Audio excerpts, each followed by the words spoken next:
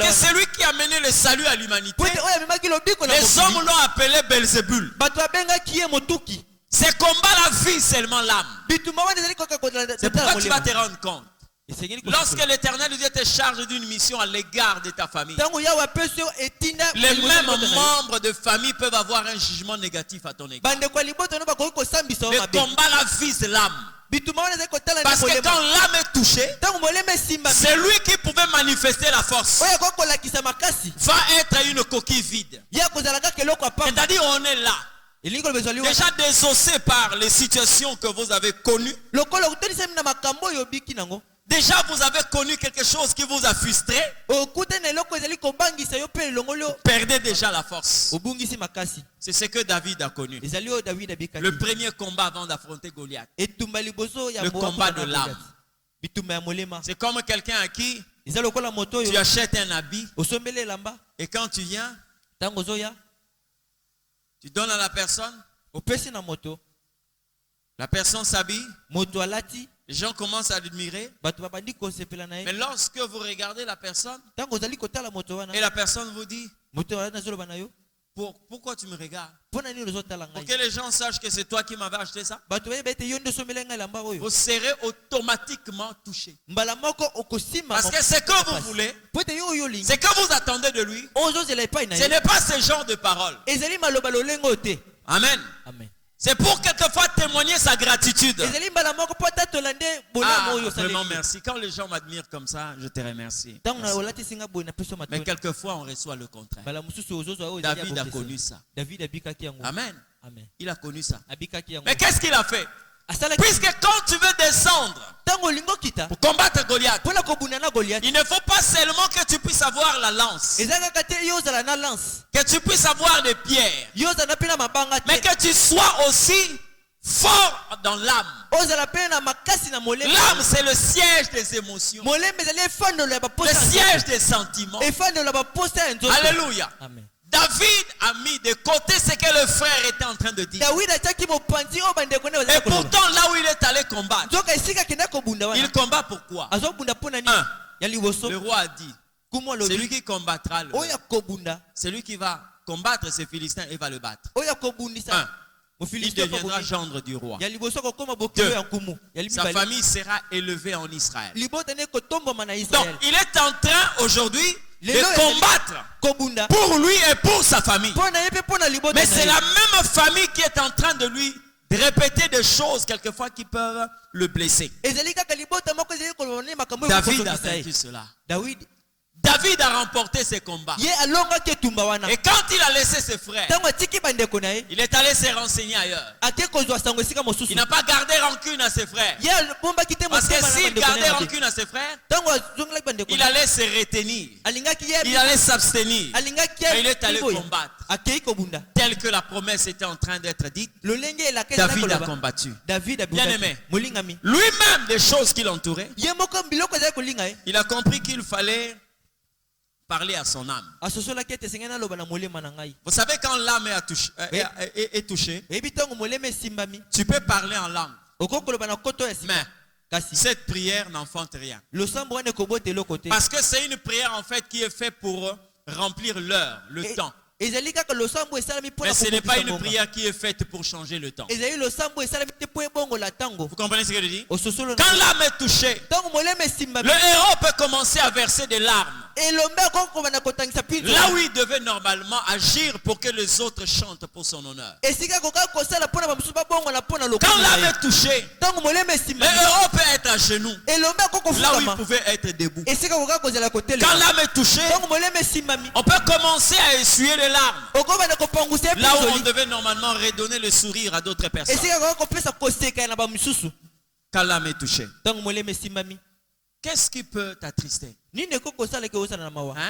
Problème n'est pas que au téléma. Problème n'est pas que au sambela.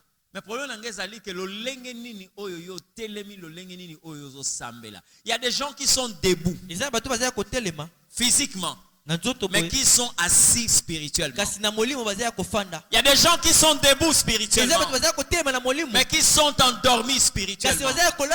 Et c'est comme ça que David avait regardé Goliath.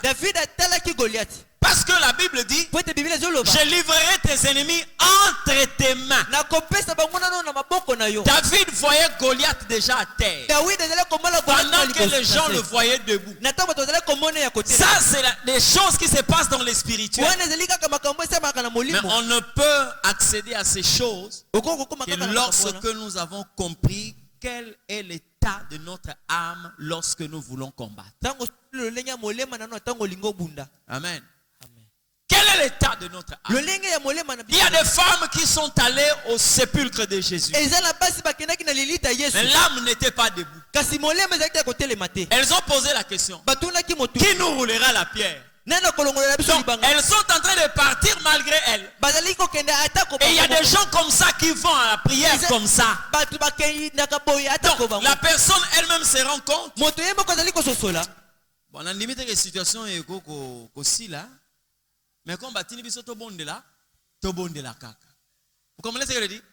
Oui.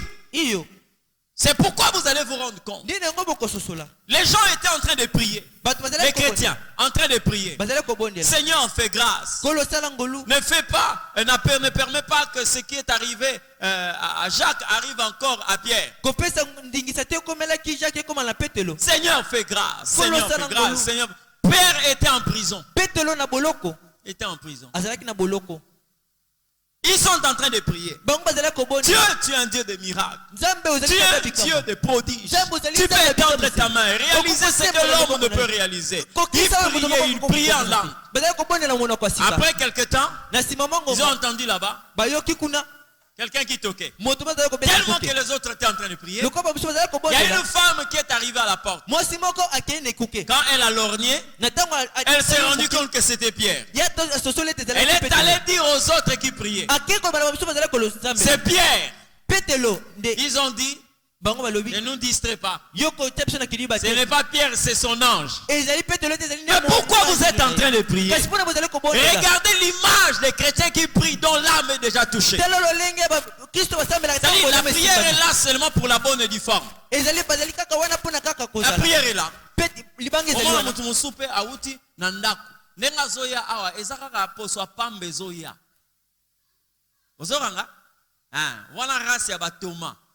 Thomas. On a dit que non, Lazare est malade. Jésus dit, il dort. Lui, il rappelle à Jésus, est-ce que tu sais que les Juifs sont en train de nous rechercher? Jésus dit, il y a 24 heures. Pourquoi il lui dit ça? Parce que les choses peuvent passer. Lui, il répète devant tout le monde. Allons. Pour qu'on nous tue avec lui. Ça c'est Thomas. Mais il est en train de partir. Donc tel que vous le voyez là, il n'est pas là. Son âme est déjà touchée. Mais vous le voyez, il se dirige aussi vers Béthanie avec Jésus. Mais en réalité là il n'est pas. Plusieurs chrétiens sont comme ça. Nous voulons prier que ceux qui sont malades commencent à prier. Touche là où tu souffres. Il est déjà lui-même, tel que vous la voyez, la personne est déjà battue.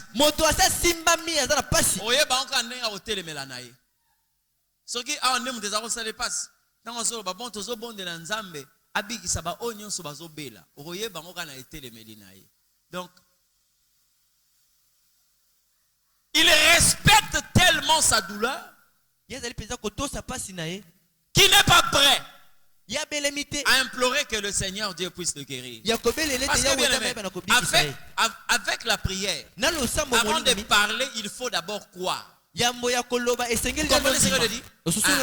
de parler, il faut d'abord croire. Dans les choses de Dieu, ne mets pas un pas si tu n'as pas encore cru. La Bible dit que ceux qui s'approchent de Dieu croient. Donc avant que tu t'approches de Dieu, crois qu'il existe et qu'il est le rémunérateur de ceux qui le cherchent. C'est cette motivation-là qui te pousse à avancer. Sans cette motivation, reste là où tu es. Reste là où tu es. Continue à dormir. Continue à pleurer. Entretiens ta douleur. Mais si tu comprends, il est celui qui guérit toutes sortes de maladies. Il est celui qui ressuscite les morts. Il est celui qui convertit l'impossible au possible. Il est celui qui passe là où les hommes ne peuvent passer. C'est-à-dire, lorsque tu te lèves, ce n'est pas pour expliquer, mais c'est pour changer ce qui est là. Quand l'âme est touchée, même notre prière n'a plus de sens. Quand l'âme est touchée, la prédication peut être faite de phrases, mais il n'y aura aucune vie. Parce qu'on peut commencer à parler sans pour autant croire à ce qu'on est en train de dire. Quand l'âme est touchée. Amen. Vous savez, un jour, David a déclaré quelque chose. Je ne sais pas le jour où nous allons nous rencontrer au ciel. Heureusement qu'il n'y aura plus de prédication. Sinon, j'allais lui demander ça. Qu'est-ce qui t'avait poussé à dire ça? Il sait bien que Samuel n'était pas n'importe quel homme. Un vrai prophète de Dieu. Amen. Amen. Il a oué en tant que roi. Et les choses de Dieu ont un principe. Tant que ce que l'Éternel a déclaré ne s'est pas encore accompli, tu ne partiras jamais. Parce que Dieu est celui qui veille sur sa parole. Tellement que Saül s'est levé. Tellement que Saül a armé les hommes. Il a laissé les Philistins. Il a laissé d'autres ennemis d'Israël, mais il a focalisé son combat sur David. David était oppressé de toutes parts. Il a pris ses parents. Il est allé les laisser vers le roi Akish. Il est allé le laisser auprès du roi Akish. Et il dit, garde mes parents jusqu'à ce que je vois qu'est-ce que l'Éternel fera avec moi. Mais qu'est-ce que tu veux savoir? Puisqu'on t'a déjà dit que tu seras roi en Israël. Tu seras roi par rapport aux hommes, mais pour Dieu tu es déjà établi roi. Vous savez qu'est-ce qui pousse quelqu'un à parler de la sorte?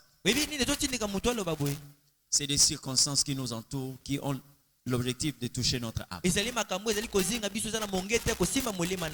Amen. Amen. Garde mes parents jusqu'à ce que je vois ce que l'Éternel fera de moi. Je l'ai dit une fois. Dans ta vie, il faut discipliner trois choses: les yeux, la bouche et l'oreille. Parce que quand Dieu te parle, tu entends. Mais quand tu vois ce qui est autour de toi, la bouche peut te pousser à dire le contraire de ce que tu entends. Vous comprenez ce que je dis? La bouche peut te pousser à contredire ce que tu entends. Garde mes parents. Maintenant, David comprend qu'il y a un combat qu'il doit vaincre. Il dit à son âme, réveille-toi. Réveille-toi. Réveille-toi. Qu'est-ce qui peut faire que tu sois attristé? Qu'est-ce qui peut faire que tu puisses dormir? Bien-aimé, laisse-moi te dire, toute situation qui t'arrive, est normalement en dessous de ta foi. Parce que Dieu, dans sa souveraineté, dans sa fidélité, la Bible dit, il ne permettra pas que tu sois tenté au-delà de tes forces. Parce que par sa fidélité, il a déjà prévu la manière dont tu vas t'en sortir.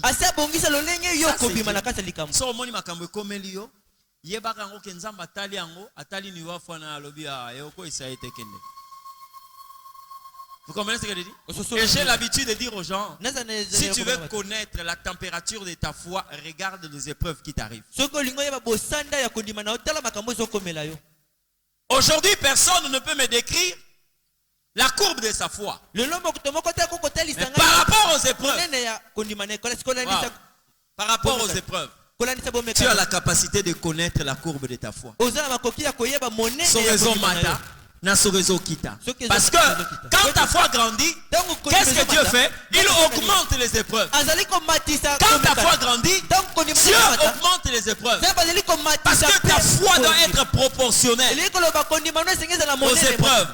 Aucune preuve ne sera au-dessus de ta foi. Parce que Dieu, dans sa fidélité, il sait que quand il y a une preuve qui dépasse ta foi, tu tomberas. Et si tu as vu l'Éternel Dieu permettre à Satan d'aller toucher Job, il connaissait le niveau de sa foi. Il savait, même s'il tuait ses enfants, même s'il tuait sa femme, même s'il pouvait détruire sa santé, même si Job ne pourra jamais me régner. Alléluia. Amen. J'aimerais dire à quelqu'un, tu es là, tu es un héros, tu es un géant, mais ton problème c'est que tu ne sais pas garder ton âme, tu ne sais pas sécuriser ton âme. On ne descend pas dans le champ de bataille déjà abattu. On ne descend pas dans le champ de bataille déjà vaincu. Il y a quelqu'un qui a dit, tu peux être un vaincu parmi les vainqueurs. Amen. Amen.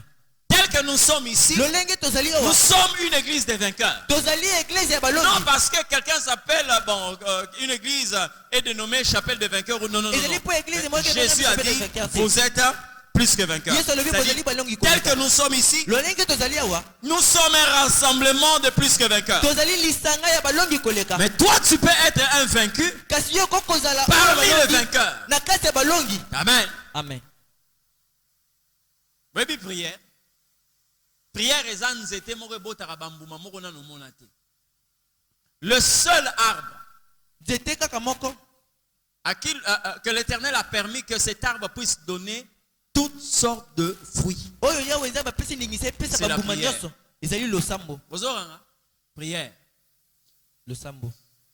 Prière et zoboti sabana. Prière et zoboti sambong. Prière et zoboti sa ba télévision. Prière et zoboti sabanda. Le seul arbre qui produit tout, c'est la prière. Mais lorsque la prière ne produit rien, le plus grand secret, ça se retrouve là. L'âme. L'âme. Vous avez expliqué David alobaka, je suis dans la joie lorsqu'on me dit allons dans la maison de l'Éternel. La joie non. La joie, c'est une disposition de l'âme. Vous comprenez ce que je dis? Quand le Seigneur dit, réjouissez-vous toujours dans le Seigneur, je le répète, réjouissez-vous. Connais.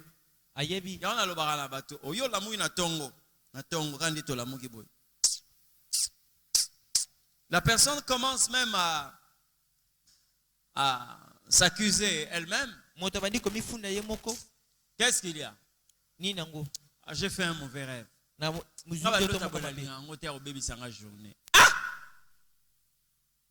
Ndoto loti na butu.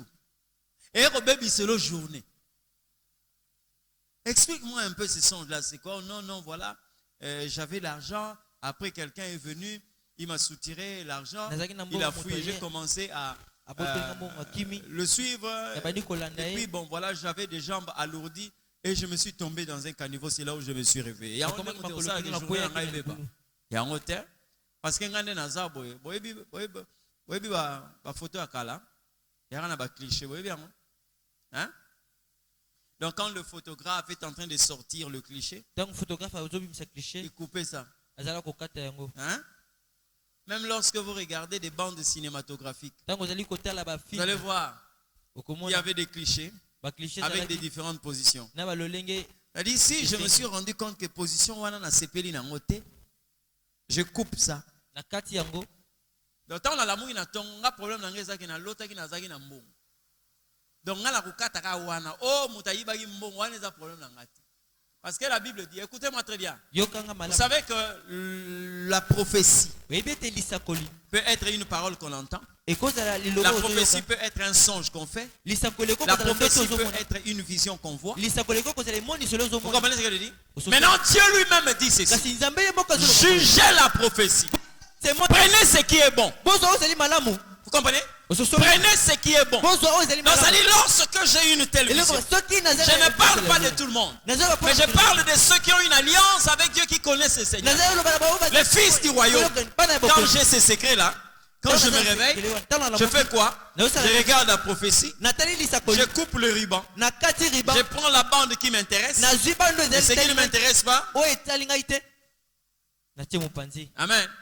Oui, puis ma film Moussousou, et aussi les layo. Neni assassin akangi acteur. Ce nga zo linga assassin. Sera comique na point où akangi nga na kangi télévision film na ngisiliwa. Donc ce bino obete linga li solo, nga na oyeb sabino ke assassin ona mutal akanga kaye. Akangi akoti na kati sika mo akangi pour nga film siliwa. Bino abima qui après moi je suis pas là-bas. Moi je me suis arrêté là où on l'a arrêté, c'est tout. Et Sili. Vous comprenez? Sosoli. Le seul domaine spirituel où Dieu a permis que nous puissions juger, c'est la prophétie. Alors ne permets pas à ton âme d'être touchée. Vous comprenez ce que je dis? Il y a des moments où quelquefois il faut prendre des situations qui nous dérangent.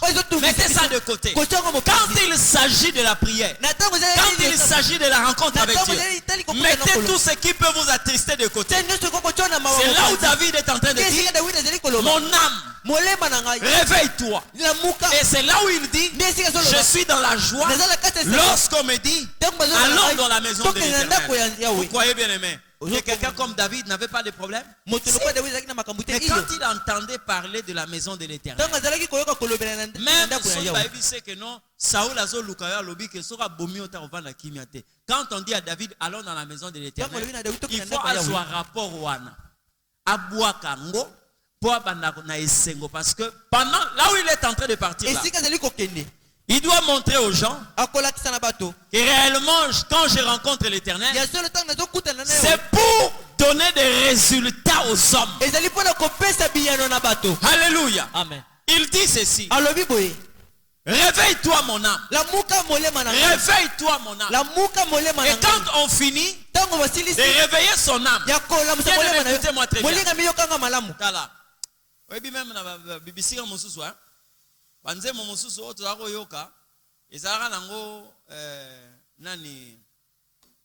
Ezaka nango penza lolengi abatute mais aka ba circonstance. Hein? Banze mosusu amawa ozo yoka wana. Hein? Ezaka ba circonstance ya vie. Mais ce qui vie est changé. On dit mato mona mutu nenga ko moyemba. Hein? Vous voyez quelquefois aujourd'hui, lorsque nous regardons certains chantres par exemple à l'église, hein?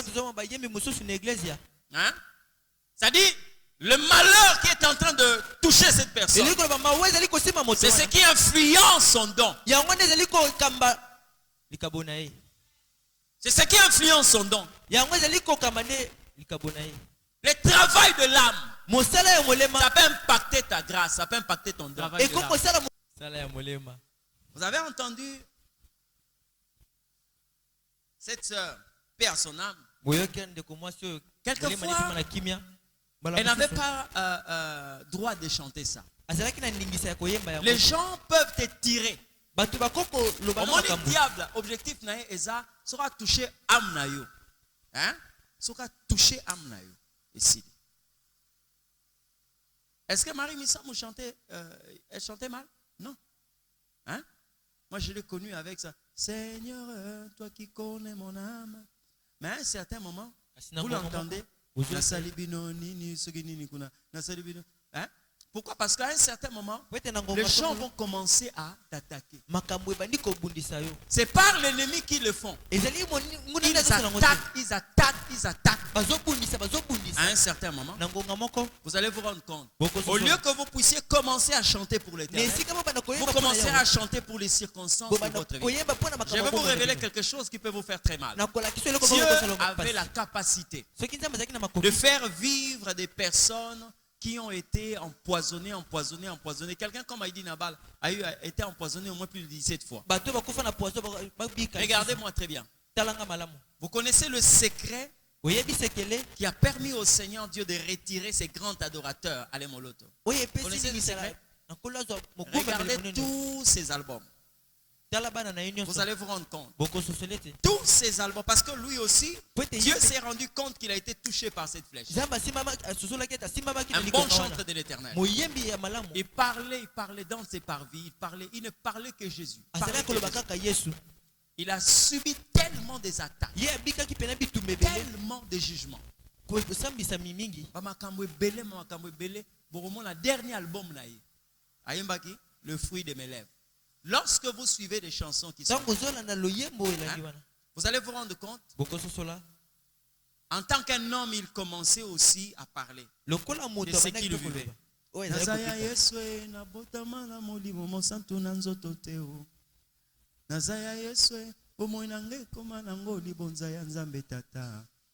Vous comprenez ce qu'il dit? Pendant qu'il disait ça, il ne le disait pas pour rien.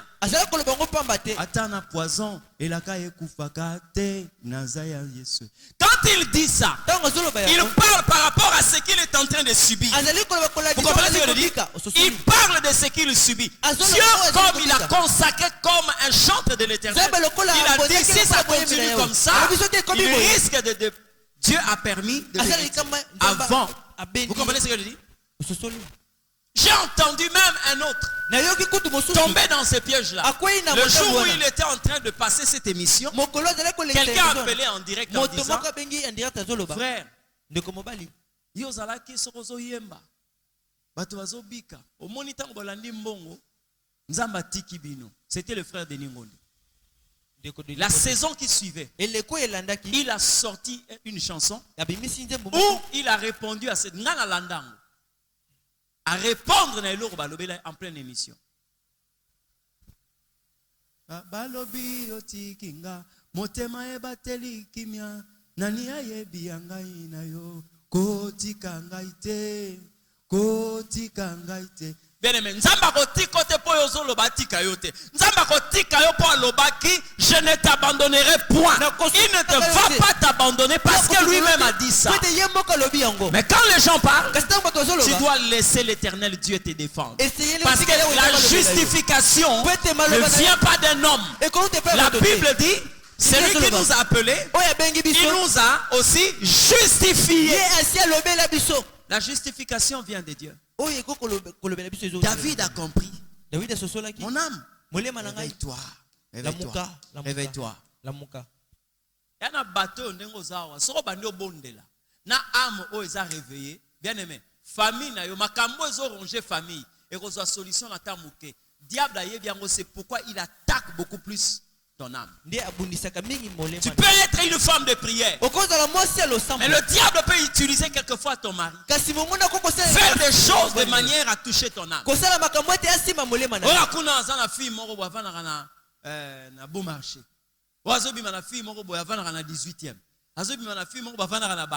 Quand tu entends ça, l'âme est touchée. Même quand tu pries, ça devient une prière seulement de forme, mais en réalité, la vie que cette prière devait apporter est absente. Vous comprenez? Parce que Dieu vous a donné quoi? Dans la vie spirituelle, nous avons aussi des instruments qu'on appelle des dons. David avait la harpe, il avait aussi le luth. Vous comprenez? Il pouvait avoir la guitare, il avait aussi les cymbales. Ça, c'était ses instruments. Maintenant, pour que lui puisse mieux utiliser ses instruments, il faut que son âme puisse se réveiller. C'est pourquoi quand vous lisez ce texte, il dit ceci: réveille-toi mon âme, réveillez-vous mon luth et ma harpe. Vous comprenez? Réveillez-vous. Mon lutte et ma harpe. Pourquoi? Parce qu'il veut maintenant adorer l'éternel Dieu. Il dit, je réveillerai l'aurore. Ah, donc, tala. Oui, dimension, il y a héros. Azoloba awa ye mutalinga la musa tongo. Donc, tongo azolala. Mais il y a linga la musa tongo. Mais à l'obinini, mon âme réveille-toi. Or, lorsque la Bible parle de l'aurore, lorsque la Bible parle de la journée, la Bible dit il y a eu un soir et il y a eu un matin. Ça veut dire que depuis la création, le jour se réveille et la nuit aussi vient. Mais David, dans sa dimension de héros, il s'est rendu compte, j'ai la capacité de réveiller l'aurore. Vous comprenez? Donc il ne veut pas laisser que le matin se réveille de lui-même. Mais il veut atteindre une dimension où il aura la possibilité de réveiller l'aurore. Je vais te parler d'un mystère. Comment un homme peut réveiller l'aurore? Écoutez-moi très bien. Dans la Bible, il y a eu un homme. Il a connu une relation avec un soleil qui n'était pas le soleil que nous connaissons. Il était en guerre. Israël combattait ses ennemis. Josué s'est rendu compte, il dit non. Si la nuit arrive, nous n'allons pas continuer le combat. Nous allons certainement ajourner et continuer demain. Ça, c'est un travail qu'on va nous donner. Il dit, soleil, arrête-toi sur Gabaon. Il a appelé une journée qui n'était pas à l'ordre du jour. Ça veut dire qu'il a réveillé le matin. Il a prolongé la journée. C'est par la prière. Donc tu as la capacité d'arrêter le ténèbre. Tu as la capacité d'arrêter le problème qui dérange ta famille, qui dérange ta vie. Mais le problème d'abord c'est l'âme. Ton âme est déjà affectée. Ton âme est touchée. Ton âme est déjà blessée. Quand tu le fais, c'est pour la bonne et du fort. Écoutez ce que la Bible est en train de dire. Je te parle du secret de la prière. Élie était un homme de la même nature que nous. C'est pas moi qui le dis, c'est la Bible qui le dit. Mais regardez là où Dieu est en train de le démarquer de nous. Élie était un homme de la même nature que nous. Il pria. Et le ciel fut fermé pendant 3 ans et demi. Or l'Éternel Dieu a dit ceci. Tant que les cieux et la terre vont subsister, il y aura le froid et la chaleur. Il y aura la pluie et la saison sèche. Ça, c'est la parole de l'Éternel depuis le livre de Genèse. C'est-à-dire, il y aura l'alternance des saisons. Mais un homme était là. Par la prière, il a réveillé la sécheresse. Il a dit à la pluie, tu ne descendras pas.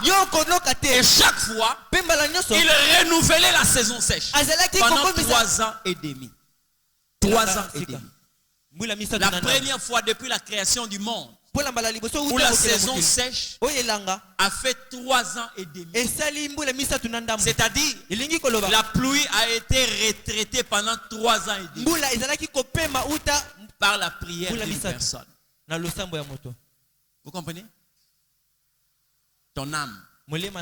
Tala. Koyaka wate. Hein? Koya wate. Oui, bah, moto, quelquefois, âme a touché. C'est vrai que quand il arrive des moments, quelquefois, dans la présence de Dieu, on peut verser des larmes. Mais koyate, awa na présence en Zambé. Otali nenge bana bazotanga te. Otali nenge. Sa bana tendo bando bondela. Wan ezara prière te. Bozoranga? Ah, ezara prière te. C'est pas la prière. Parce que si la prière était faite de ça, il y a une dame qui devait normalement sortir de sa maison, commencer à parler à Élisée, mais qu'Élisée allait prendre soit un mouchoir ou une pochette, commencer à essuyer ses larmes. Pourquoi? Parce que là à la maison, Ces enfants sont menacés de devenir esclaves. Et écoutez ce que cette femme est allée dire à Élisa. Elle est sortie de sa maison. Elle n'était pas en train de pleurer. Elle est allée dire à Élisée, mon mari était un homme saint comme toi. C'est-à-dire il a servi l'Éternel. Il est mort. Il a laissé une dette. Maintenant regardez le créancier. Est venu prendre mes enfants et en faire des esclaves. Azo le latin, azo yebisaye, azo lobelaye. Élisée lui pose la question. Qu'est-ce que tu as à la maison? Je n'ai qu'une petite quantité d'huile.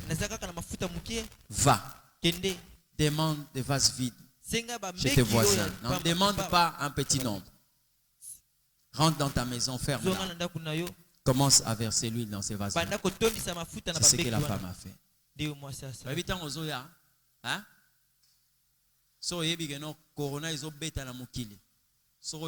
Église.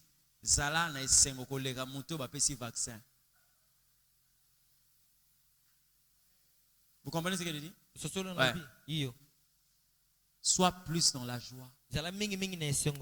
C'est ce qui fait de sorte que tu puisses vaincre ce combat-là. Na lingi obondela nzambe, hein? Obondela. Nazo pesa exemple moko poto bondela. Webi mwasio ayako pesa mbongo bisika Yesu azalaki. Je te parle de la prière. La Bible dit ceci. Jésus était quelque part en train d'assister ceux-là qui donnaient des offrandes au Seigneur. Il y avait une femme veuve. Une femme veuve. Pauvre. Qui est venue déposer 2 pièces. 2 pièces. Jésus pose la question. Parmi tous ceux-là, qui a donné plus? Les gens ont parlé, mais lui il a dit, c'est cette femme. Pourquoi? Parce qu'elle a donné tout ce qu'elle avait. Maintenant, écoutez, pour que cette femme arrive là, elle devait oublier qu'elle était veuve. Elle devait oublier qu'elle n'avait que ça. Amen. Amen. Elle a fait ça sans inquiétude. Elle a fait ça sans murmurer. C'est cette attitude-là que Dieu veut que nous puissions avoir lorsque nous venons à l'église. Prends tes problèmes, mets de côté. Quand tu es dans la présence de Dieu, tu dois prier, croyant à la solution, croyant que ce que je fais, la bouche que j'ouvre, c'est pour apporter des solutions aux problèmes de la vie. Vous comprenez ce que je dis? Réveillez-vous. Ma harpe, mon luth. Réveillez-vous. Ce soir, j'aimerais que nous puissions prier. Na pesio sujet mon côté. Nous avons un sujet belé. Famille, vie na yo moko, sala, bana, je ne sais pas quoi, ta vie spirituelle. Mais aujourd'hui là, tu vas prier de sorte que ta prière puisse affecter quelqu'un. Apporte une solution dans un domaine donné. Le secret, on te l'a donné. C'est l'âme. C'est l'âme. Est-ce que tu peux d'abord te lever avant que nous puissions prier? Essaie de te mettre dans des attitudes de joie. Tu peux acclamer le Seigneur Dieu. N'acclame pas en regrettant. Ne regrette pas quand tu acclames. Ne pense pas à ce qui est négatif quand tu acclames. Acclame le Seigneur. Acclame-le comme quelqu'un qui a trouvé la solution à son problème. Tu l'acclames, tu l'acclames. Tu l'acclames encore et encore. Tu l'acclames, il mérite la gloire. Ne regrette pas le loyer. Ne regrette pas la scolarité des enfants. Toi acclame seulement Dieu. Toi acclame seulement le Seigneur. Oh, tu l'acclames, tu l'acclames, tu l'acclames. Ne regarde pas la santé. Tu l'acclames seulement, tu l'acclames. Tu l'acclames, tu l'acclames, tu l'acclames. Acclame Jésus. Acclame Jésus. Acclame-le comme quelqu'un qui a remporté dans ta vie. Acclame-le comme quelqu'un qui a vaincu toutes choses. Acclame-le, acclame-le. Que ton âme soit dans la joie.